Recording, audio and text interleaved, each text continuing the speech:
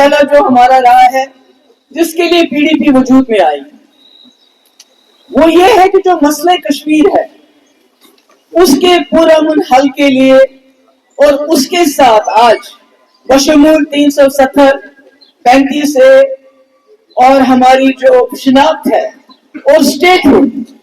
اس کے لیے P D P جو ہے وعدہ بند ہے. ہم جدوجہد کرتے رہیں گے اور انشاءاللہ اس کو حاصل کرتے رہیں گے کیونکہ پیس ود ڈگنیٹی اگر جو مفتی صاحب کا نعرہ تھا اگر وہ قائم کرنا ہے تو اس کے لیے بات چیت ریکنسلیشن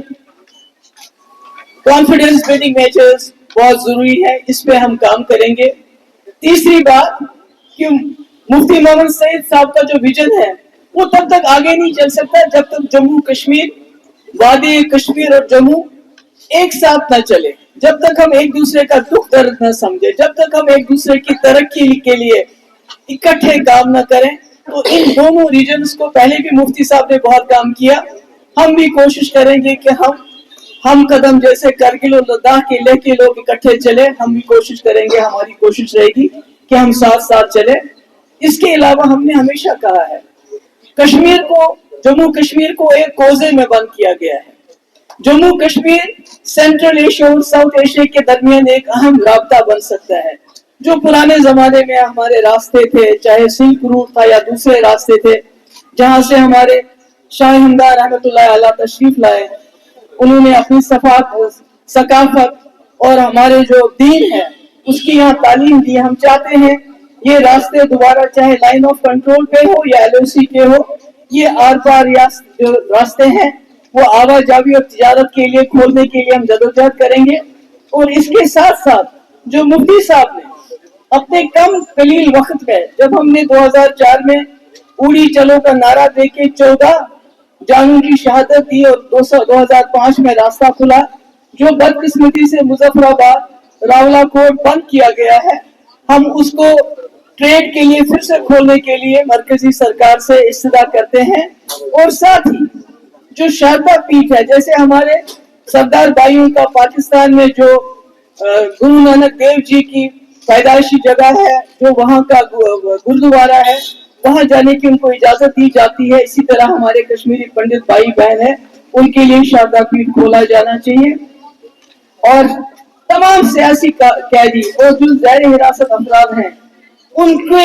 رہائی کا مطالبہ بہت سال سے کرتے رہے ہیں. جو انڈر ٹرائلز ہیں, جو میں پی ایس اے یو اے پی اے کے اندر ان کو بند رکھا اور ان کی کاروائی بھی نہیں ہوتی, 5-5 6-6 سال سے کچھ نہیں ہوتا ہے. اور جن کی کاروائی ہوتی ہے, جن کو بیل ملتی بھی ہے, ضمانت ملتی بھی, جیسے شبیر شاہ صاحب ہیں, سپریم کورٹ نے ضمانت دی, اس کے باوجود بند ہے. ان میں سے کئی لوگ جیسے جماعت اسلامی کے لیڈر ہیں, جیسے میاں قیوم صاحب ہیں, بہت بیمار ہیں اور ان کی بیماری کا ہم سنتے ہیں. مگر جو عام خام گھروں سے غریب بچے اس وقت ملک کی مختلف جیلوں میں بند ہیں, انڈر ٹرائل ہے, ان کی کوئی عدالتی کاروائی نہیں ہو رہی, وہ بیمار ہیں, ان کی بات کوئی نہیں کرتا ہے. ہم اس پہ بھی مرکزی سرکار کو کہنا چاہتے ہیں اس پہ نظر ثانی کرنی چاہیے, اور جب تک ان کا کیس پروو ہو جائے ان کو بیل پہ رہا کیا جانا چاہیے. اس کے علاوہ جن علاقوں میں ملیٹنسی کم ہو گئی ہے, جیسے کہ خود گورنمنٹ آف انڈیا بار بار یہ کہتی ہے کہ جموں کشمیر میں ملیٹنسی نہ کے برابر ہے, تو ہم گورنمنٹ آف انڈیا کو استدعا کرتے ہیں کہ وہاں سے آرمی کو نکال کے بیرکس میں واپس بھیجا جائے. یہ کوئی نئی بات ہم نہیں کر رہے ہیں, یہ بات ہم بہت پہلے سے کرتے آئے ہیں اور آج اس کو ہم ریپیٹ کر رہے ہیں. اس کے علاوہ جموں کشمیر کے جو قدرتی وسائل ہیں, آپ نے دیکھا ہماری مائننگ کے لیے باہر سے ٹھیکیدار آتے ہیں, ہمارے نالے, ہمارے جنگل اس طرح بے دردی سے کاٹے جاتے ہیں. ہمارا سب سے بڑا وسائل ہمارے پانی کے ذخیرے, جس کو استعمال کر کے بجلی پیدا ہوتی ہے اور ساری بجلی پورے ملک میں جاتی ہے, پر ہمیں اتنی مہنگی بجلی ملتی ہے جس کا کوئی حساب کتاب نہیں ہے. ہم مرکزی سرکار سے یہ بھی ڈیمانڈ رکھتے ہیں کہ یا تو ہمیں اس کے بدلے معاوضہ ملے یا کم سے کم 2 پاور پروجیکٹ ہمیں ٹرانسفر کیا جائے, کیونکہ عمر صاحب نے وعدہ تو کیا تھا 200 یونٹ بجلی میں فری دوں گا, وہ تو نہیں دی انہوں نے, مگر کم سے کم اگر ہمیں معاوضہ یا پاور پروجیکٹ واپس ملے تو ہماری کئی جو مشکلات ہیں وہ دور ہو سکتی ہیں. اور اس کے ساتھ پیر پنجاب और चुनाव वैली में काफी देर से डिमांड रही है कि हमारा अलग एडमिनिस्ट्रेटिव डिवीजन बनना चाहिए। हम इस मांग को दोबारा दोहराते हैं ताकि वहां भी जो डेवलपमेंट है पूरी तरह से हो जाए, और कश्मीरी पंडितों की वापसी हम चाहते हैं बाइज्जत तरीके से। उसके लिए हम पूरी कोशिश करते रहेंगे। और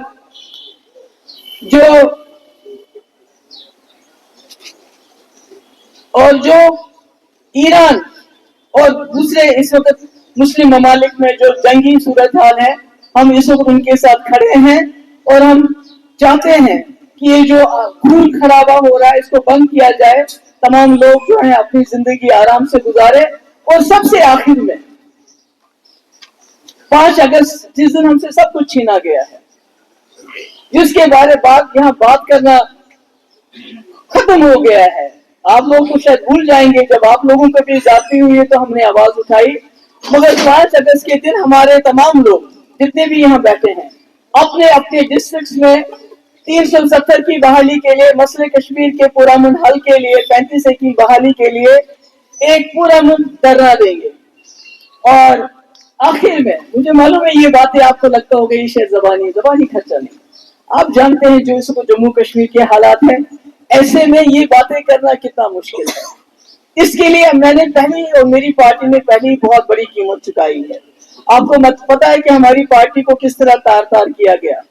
हमारे वर्कर्स को क्या किया गया। हमारा यहाँ बैठा है वही पूरा 2 साल इसको बंद किया, यासिर ऋषि के साथ क्या किया गया, इसको कितना ब्लैकमेल किया गया, हमारे लीडरों के साथ क्या किया, मेरे घर वालों के साथ।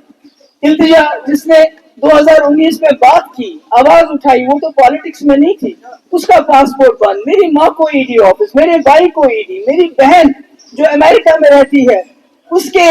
अकाउंट सीज किए गए, मेरा बहनों जो चेन्नई में है उसके अकाउंट बंद, मेरे साथ साथी, मुझे ईडी ऑफिस बुलाना, मुझे घर से निकालना, सब कुछ किया। मगर मैं सिर्फ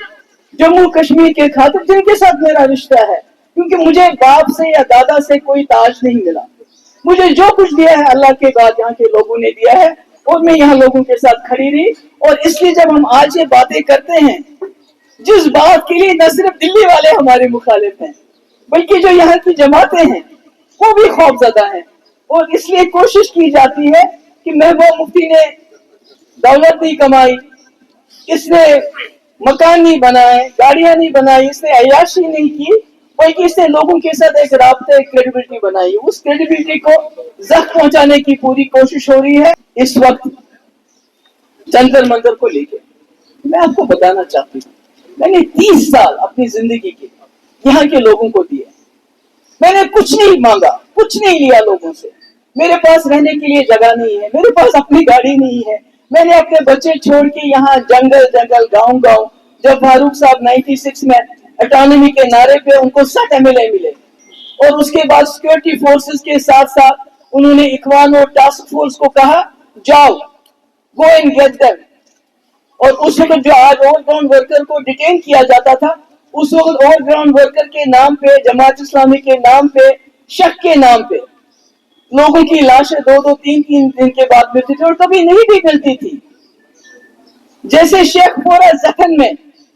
रफियाबाद में कीड़े पड़े थे उस लाश पे जब मैंने उनको वो लाश ला दी। मगर उस वक्त जब मैं गांव जंगल जाती थी, पैदल जाती थी, कभी कभी फारूक साहब मेरी गाड़ी विड्रॉ करके, मेरा PSO विड्रॉ करके मैं जंगलों में जाती थी, और मुझे नहीं मालूम वो कोई साहब मेरे साथ होते थे, कश्मीर टाइम्स के फोटोग्राफर, जंगल में जाती थी। उस वक्त उमर साहब बीजेपी में फॉरेन मिनिस्टर थे, और वो उन ज्यादतियों का, उस कोटा का, उस टास्क फोर्स की ज्यादतियों का, इकबाल की ज्यादतियों का, सिक्योरिटी फोर्सेस से जब कभी ज्यादती होती थी उसका दिफा करते थे पूरी दुनिया में जाके कि भाई कश्मीर में टेररिज्म है, वहां क्या हो सकता है, मेरा बाप मजबूर है ये सब कुछ करने के लिए। मगर उस वक्त यही महबूबा मुफ्ती जम्मू कश्मीर,